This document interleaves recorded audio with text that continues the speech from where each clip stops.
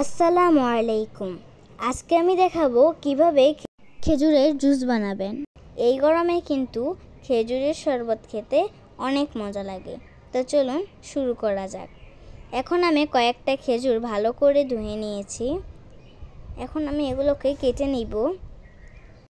এখন আমি কলার মাঝখান দিয়ে খোসাটাকে একটু কেটে নিব। এখন আমি কলাটার খোসাটাকে ছিলে নিলাম। একইভাবে আমি এটাকেও কেটে নিব।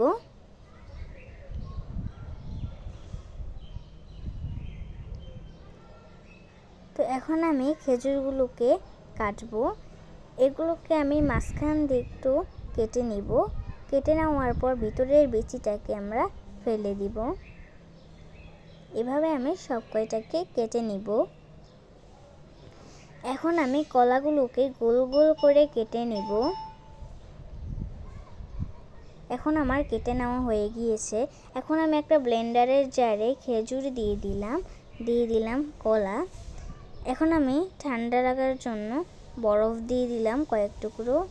এখন আমি এখানে 3 চামচ গুঁড়া দুধ দিয়ে দিব। এখন আমি এখানে 1 টেবিল চামচ বাদাম দিয়ে দিব। আপনাদের বাসায় যে বাদামটা থাকবে আপনারা সেটা দিলেই চলবে। এখন আমি এখানে 2 কাপ তরল দুধ দিয়ে দিব। এখন আমি এখানে 1 টেবিল চামচ মধু দিয়ে দিব। এখন আমি এটাকে ব্লেন্ডারে ব্লেন্ড করে নিব। এই যে আমাদের খেজুরের জুস রেডি। এটা পুষ্টিকর ও খেতে অনেক মজা লাগে।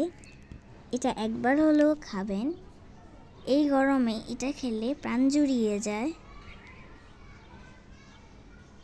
এটা দেখতে যেমন সুন্দর, এটা খেতেও কিন্তু অনেক মজা।